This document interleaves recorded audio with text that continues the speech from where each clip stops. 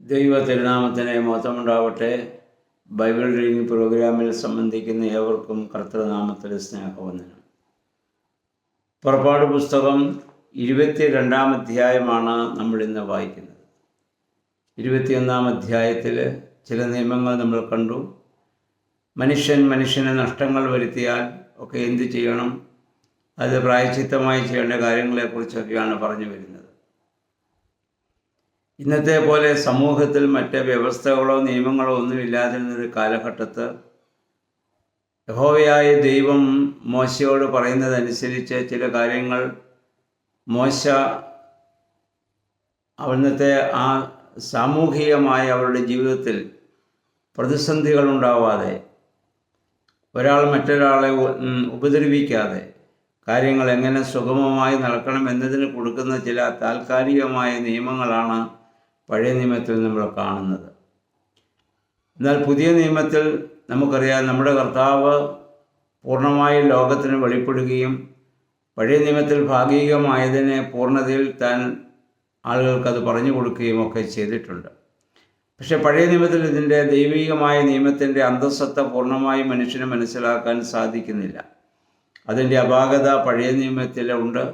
അതിൻ്റേതായ ചില പ്രശ്നങ്ങളാണ് നമ്മൾ പലപ്പോഴും ഈ പഴയ നിയമത്തിൽ കാണുന്നത്. നമ്മളിന്ന് ജീവിക്കുന്നത് പഴയ നിയമം അനുസരിച്ചല്ല, പുതിയ നിയമം അനുസരിച്ചാണെന്ന് എപ്പോഴും നമ്മൾ ഓർക്കേണ്ടതാണ്. ഇതിൻ്റെയൊക്കെ ഇപ്പോൾ കൊടുക്കുന്ന താൽക്കാലികമായ നിയമങ്ങളുടെയൊക്കെ പൂർണ്ണത, അത് പുതിയ നിയമത്തിലേക്ക് വരുമ്പോൾ അതെല്ലാം വലിയ സ്നേഹമാണ്. സ്നേഹമുണ്ടെങ്കിൽ ഈ പറയുന്ന ഒരു കാര്യം അവരെ മോഷ്ടിക്കുവാനോ അവരെ നഷ്ടം വരുത്തുവാനോ സാധിക്കത്തില്ല. തനിക്ക് നഷ്ടം വന്നാലും അവരെ സഹായിക്കുവാനും സ്നേഹിക്കുവാനുമുള്ള ഒരു മനോഭാവത്തിലേക്ക് നമുക്ക് പോകുവാൻ സാധിക്കും. അതുകൊണ്ട് ഈ ഭാഗങ്ങളൊക്കെ വായിക്കുമ്പോൾ അന്ന് താൽക്കാലികമായി ലഭിച്ച ചില കാര്യങ്ങൾ മാത്രമാണ് നമ്മൾ ഓർക്കുക. അപ്പോൾ 22-ാം അധ്യായത്തിൽ നമ്മൾ വായിക്കുന്ന ഒരുവൻ്റെ കാളയോ അല്ലെങ്കിൽ ആടിനെയോ മോഷ്ടിച്ചാൽ കാളയെ മോഷ്ടിക്കുന്നവൻ 5 ഇരട്ടി, ആടിനെ മോഷ്ടിക്കുന്നവൻ 4 ഇരട്ടിയൊക്കെ അവന് തിരികെ കൊടുക്കണമെന്ന് നമ്മൾ വായിക്കുന്നു.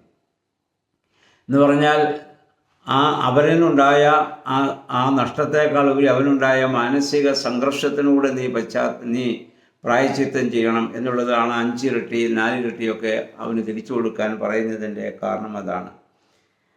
അതുപോലെ ആരെങ്കിലും ആരുടെയെങ്കിലും സാധനങ്ങൾ മോഷ്ടിച്ചിട്ടുണ്ടെങ്കിൽ അതൊക്കെയും അവന് തിരിച്ചു കൊടുക്കുവാൻ ബാധ്യസ്ഥനാണ്. കാരണം 10 കൽപ്പനയിൽ മോഷ്ടിക്കരുത് എന്ന് പറയുമ്പോൾ അവരുടെ അധ്വാന ഫലം അത് നമ്മൾ അധ്വാനിക്കാതെ എടുത്ത് അനുഭവിക്കുക എന്നുള്ളത് വളരെ തെറ്റായ ഒരു കാര്യമാണ്. നമ്മുടെ എല്ലാ ജീവിത സാഹചര്യങ്ങളിലും നമ്മളിത് പ്രത്യേകമായി ഓർക്കേണ്ടതാണ്. അതുപോലെ തന്നെ ഇങ്ങനെ ഒരുപാട് നിയമങ്ങൾ നമുക്കറിയാം. അല്ലെങ്കിൽ അവരുടെ കൃഷി സംബന്ധം അന്നത്തെ പ്രധാനപ്പെട്ട തൊഴിൽ നമുക്കറിയാം. ആടുമാടുകളെ മേയ്ക്കുക, അല്ലെ കന്നുകാലികളും കൃഷിയുമൊക്കെയാണ് മനുഷ്യൻ്റെ പ്രധാനപ്പെട്ടതായ തൊഴിലുകൾ. അപ്പം അതുമായി ബന്ധപ്പെട്ട നിയമങ്ങളൊക്കെയാണ് അവർക്ക് കൊടുക്കുന്നത്. ഒരു കാരണവശാലും മറ്റൊരുവനെ നഷ്ടം വരുത്താൻ പാടില്ല എന്നുള്ളതാണ്.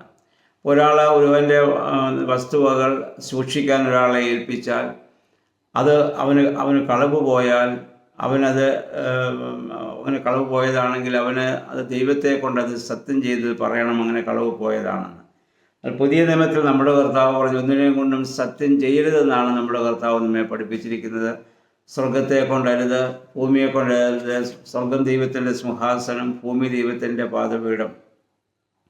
അതുകൊണ്ട് നീ ഉവെന്ന് പറഞ്ഞാൽ ഉവ്വ്, ഇല്ലെന്ന് പറഞ്ഞാൽ ഇല്ല. അതിനപ്പുറം ദുഷ്ടനിൽ നിന്ന് വരുന്നുവെന്ന് നമ്മുടെ കർത്താവ് നമ്മെ പഠിപ്പിച്ചിട്ടുണ്ട്.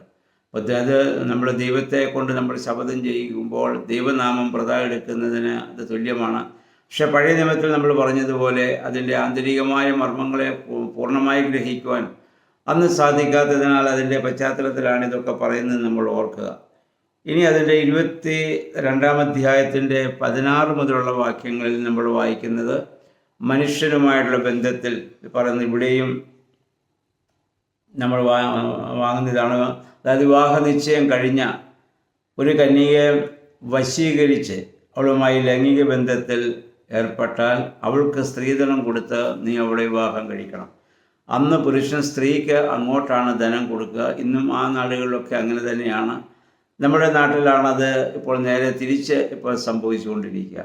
അതുകൊണ്ട് നീ അവളെ ഒരു കന്യകയെ നീ അവളെ വശീകരിച്ച് അവളുമായി ബന്ധപ്പെടേണ്ട സാഹചര്യം വന്നാൽ അവളെ ഭാര്യയായിട്ട് നീ സ്വീകരിക്കാൻ ബാധ്യസ്ഥനാണ്. കാരണം അവളെ വിധവയായി അല്ലെങ്കിൽ അവളെ അനാഥയായി വിട്ടയക്കാൻ ആയിട്ട് പാടില്ല എന്നുള്ള അതിശക്തമായൊരു നിയമം ഇവിടെ നൽകുന്നതായി നമുക്ക് കാണാൻ സാധിക്കും. അങ്ങനെ അവളുടെ അപ്പൻ എന്നാൽ അവളെ നിനക്ക് വിവാഹം കഴിച്ചു തരാൻ അത് മനസ്സില്ല എങ്കിൽ അതിന് തക്കതായ ആ പ്രായശ്ചിത്ത തുക അവൾക്ക് കൊടുത്തിട്ട് നീ അതിനുള്ള പരിഹാരം കാണേണ്ടതാണ്. 18-ാം വാക്യം നമ്മൾ വായിക്കുന്നു, ക്ഷുദ്രം ചെയ്യുന്നവരെ കൊന്നുകളയണമെന്നാണ്. അത് പൈശാചിക ശക്തിയാലാണല്ലോ ക്ഷുദ്രപ്രയോഗം ഇവിടെ ചെയ്യുന്നത്. ദൈവികമായ ഒരു കൽപ്പന അനുസരിച്ച് ജീവിക്കുന്നതായ സമൂഹത്തിനും ജനത്തിനും അപ്രകാരം ചെയ്യാനുള്ള അവകാശമില്ല. കാരണം ദൈവത്തെയും നമുക്ക് അതുപോലെ തന്നെ പിശാചിനെയും ഒരേ സമയം നമുക്ക് ആരാധിക്കാനാവില്ല എന്നുള്ള സത്യം നമ്മൾ ഓർത്തിരിക്കുക. 19-ാം വാക്യത്തിൽ വായിക്കുന്നു, മൃഗങ്ങളോടുകൂടി സഹിക്കുന്നവൻ അവൻ വധിക്കപ്പെടണം. കാരണം ബെസ്റ്റിയാലിറ്റി എന്നുള്ളത് ഒരു സെക്ഷൽ ഡീവിയേഷനാണ്. അല്ലെങ്കിൽ ജീവജാലങ്ങളുമായി അല്ലെങ്കിൽ മറ്റ് മൃഗങ്ങളൊക്കെ ആയിട്ട് ലൈംഗിക ബന്ധത്തിൽ ഏർപ്പെടുക എന്നുള്ള ലൈംഗികമായ വലിയ വൈകൃതമാണ്. ഉൽപ്പത്തി പുസ്തകം 2-ാം അധ്യായത്തിൻ്റെ 18 മുതൽ നമ്മൾ വായിക്കുമ്പോൾ മനുഷ്യൻ ഏകനായിരിക്കുന്നത് നന്നല്ല എന്ന് കണ്ട ദൈവം ഇണയായ തുണയായി സ്ത്രീയെ സൃഷ്ടിച്ച് നൽകുന്നതിന് മുൻപായി ദൈവം ശബ്ദം കൊണ്ട് സൃഷ്ടിച്ച സകല ജീവജാലങ്ങളെ അവൻ്റെ മുമ്പിൽ കൂട്ടിവരുത്തുന്നതും അവയിൽ നിന്ന് ഇണയെ എടുക്കാൻ അവനോട് ചിലപ്പോൾ പറഞ്ഞിട്ടുണ്ടാവാം. അതുകൊണ്ടായിരിക്കും നമ്മൾ വായിക്കുന്നത് സകല ജീവജാലങ്ങൾക്കും പേരിട്ടെങ്കിലും അവന് തക്കതായ തുണ കണ്ടുകിട്ടിയില്ല എന്ന്. അതിനർത്ഥം ദൈവം അവിടെ അവനെ ബോധവൽക്കരിച്ചതാണ്, ഞാൻ ശബ്ദം കൊണ്ട് സൃഷ്ടിച്ച ഒരു ജീവജാലങ്ങളും നിനക്ക് ജീവിത പങ്കാളിയല്ല, അതുമായിട്ട് ലൈംഗിക ബന്ധം നിനക്ക് പാടില്ല എന്ന് ഉൽപ്പത്തിയിൽ തന്നെ അതിനുള്ളതായ വിലക്ക് ദൈവം അല്ലെങ്കിൽ ആ ബോധവൽക്കരണം അവിടെ നടത്തി നമ്മൾ കണ്ടതാണ്. എന്നാൽ മനുഷ്യൻ ലൈംഗികമായ വൈകൃതത്തിൻ്റെ ഭാഗമായി ഒരുപാട് കാര്യങ്ങൾ ഇപ്രകാരമൊക്കെ ലോകത്ത് സംഭവിക്കുന്നുണ്ട്. നമുക്കറിയാം, ഒരിക്കലും ഒരു വിശ്വാസിയുടെ ജീവിതത്തിൽ പാടില്ലാത്തതാണ്.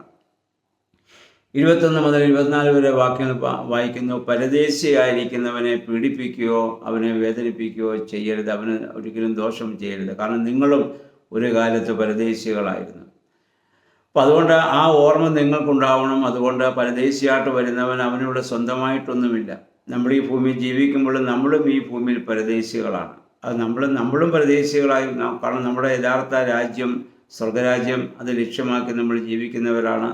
നമ്മളും പരദേശിയായി ജീവിക്കുന്ന ഈ ഭൂമിയിൽ മറ്റൊരാളെ പീഡിപ്പിക്കുവാനോ വേദനിപ്പിക്കുവാനോ നമുക്ക് അവകാശമില്ല എന്ന കാര്യം നമ്മൾ ഓർക്കേണ്ടതാണ്. അത് ശാരീരികമായിട്ടായാലും മാനസികമായിട്ടായാലും ഏത് തരത്തിലായാലും അത് പ്രത്യേകം ശ്രദ്ധിക്കുക. 25-ാം വാക്യത്തിൽ വായിക്കുന്നു, ദരിദ്രന് പണം കൊടുത്താൽ അവനോട് പലിശ വാങ്ങരുത്. ഇന്ന് നമുക്ക് ധാരാളം ആളുകൾ ഈ പലിശയുടെ പേരിൽ എത്രയോ കൊലപാതകങ്ങളും എത്രയോ ആത്മഹത്യകളൊക്കെയാണ് ഇന്ന് ഭൂമിയിൽ ഇപ്പോൾ നടന്നു വരുന്നത്. അത് പാടില്ല. കാരണം ദരിദ്രനും അവൻ നിൻ്റെ സഹോദരനാണ്. ദൈവം കൊടുത്തതായ സമ്പത്ത് ദൈവം എല്ലാവർക്കും വേണ്ടി ഉപയോഗിക്കാൻ വേണ്ടിയാണല്ലോ കൊടുത്തിട്ടുള്ളത്. അപ്പോൾ അതുകൊണ്ട് നീ അവനെ സഹായിക്കുകയാണ് വേണ്ടത്. അവനെ പലിശ വാങ്ങി അവനെ നീ ഉപദ്രവിക്കുകയോ അവൻ്റേതൊന്നും നിൻ്റെ സ്വന്തമാക്കുകയോ നീ ചെയ്യരുത്. 26-27 വാക്യങ്ങൾ പറയുന്നു, കൂട്ടുകാരിൽ നിന്ന് പണയമായി അവൻ്റെ വസ്ത്രം വാങ്ങിയാൽ സന്ധ്യയാകുമ്പോൾ അത് തിരിച്ചു കൊടുക്കണം. രാത്രിയിൽ അവന് പുതപ്പാൻ മറ്റൊന്നുമില്ല. ആ കാലങ്ങൾ ഇന്നത്തെ പോലെ വസ്തുക്കളില്ലാത്ത കാലത്ത് മനുഷ്യൻ അവൻ്റെ ചെരുപ്പുകൾ വരെയും പണയം വെക്കും, അവൻ്റെ വസ്ത്രങ്ങളൊക്കെ പണയം വെക്കുന്ന രീതി അക്കാലം ഉണ്ടായിരുന്നു. ആമോസ് പ്രവചനത്തിലൊക്കെ നമുക്കിത് കാണാനായിട്ട് നമുക്ക് സാധിക്കുന്നു. ആ കാലത്തെ രീതിയാണത്. അപ്പം അവൻ എന്ന് പറഞ്ഞാൽ നീ ഇപ്പം സന്ധ്യ വരെ അവൻ്റെ പുതപ്പ് വാങ്ങി, സന്ധ്യയാകുമ്പോൾ അവന് പുതയ്ക്കാനത് അത് തിരിച്ചു കൊടുക്കും. പിറ്റേ ദിവസം രാവിലെ നീ വാങ്ങി വെച്ചു. കാരണം അവൻ ആ രാത്രി തണുത്ത് കിടന്നവൻ മരിച്ചു പോകുവാൻ കാരണമാകരുത്. അവൻ്റെ ജീവനെ സംരക്ഷിക്കുന്നതിന് വേണ്ടിയിട്ടാണത്. അത് അവന് മടക്കി കൊടുക്കണമെന്ന് പറയാനുള്ള കാരണം. 28-29 വാക്യങ്ങൾ വായിക്കുന്നു, ദൈവത്തെ ദുഷിക്കരുത്, നിൻ്റെ വിളവ് ദ്രാവകവർഗം ഒന്നും ദൈവത്തിന് സമർപ്പിക്കുവാൻ നീ താമസിക്കരുത്. അതുപോലെ നിൻ്റെ പുത്രന്മാരിൽ ആദിജാതനെ ദൈവത്തിന് നീ സമർപ്പിക്കണം. അതുപോലെ കാള, ആട് എന്നിവയിൽ ഒക്കെ നിനക്കുണ്ടായാൽ 7 ദിവസം അത് അതിൻ്റെ അമ്മയോടുകൂടി പാർത്തിട്ട് 8-ാം ദിവസം അതിനെ ദേവാലയത്തിൽ കൊണ്ടുവന്ന് സമർപ്പിക്കണം. 8-ാം ദിവസം പരിച്ഛേദന നടത്തേണ്ട ദിവസമാണ് എന്ന് പറഞ്ഞാൽ ദൈവത്തിന് സമർപ്പിക്കേണ്ട ദിവസമായിട്ട് അത് കൽപ്പിച്ചിട്ടുള്ളതാണ്. അപ്പോൾ അപ്രകാരമുള്ള അന്നത്തെ സാമൂഹിക ജീവിതത്തിൽ അവർ അനുഷ്ഠിക്കേണ്ട ചില നിയമങ്ങളുമായി ബന്ധപ്പെട്ടാണ് മോശെ അവർക്ക് ഇതൊക്കെ അവർക്കത് പറഞ്ഞു കൊടുക്കുന്നതും അവരെ അത് പഠിപ്പിക്കുന്നതും. എന്ന് പറഞ്ഞാൽ സമൂഹത്തിൽ ദൈവത്തോടുള്ള ബന്ധത്തിലും മനുഷ്യ സ്നേഹ ബന്ധത്തിലും ജീവിക്കണം. അതാണ് 10 കൽപ്പനയുടെ ഉള്ളടക്കം, അതാണ് എന്നുള്ള ഒരു വലിയ ദൂതാണ് ഈ വേദഭാഗങ്ങളിലൂടെയൊക്കെ നമുക്ക് കാണുവാൻ സാധിക്കുന്നത്. ഇന്നും കർത്താവ് ഇതിൻ്റെ പൂർണ്ണമായ അർത്ഥം എന്ത് എന്ന് നമ്മുടെ കർത്താവ് പുതിയ നിയമത്തിൽ നമുക്ക് പറഞ്ഞ് മനസ്സിലാക്കിയിട്ടുണ്ട്. ഒന്ന്, ദൈവത്തെ സ്നേഹിക്കുക, അതുപോലൊപ്പം തന്നെ മനുഷ്യനെ സ്നേഹിക്കുക. ഒരു വലിയ ബന്ധത്തിൽ ജീവിക്കാൻ തക്കവണ്ണം ഈ വേദഭാഗങ്ങളൊക്കെ നമ്മളെ സഹായിക്കണം.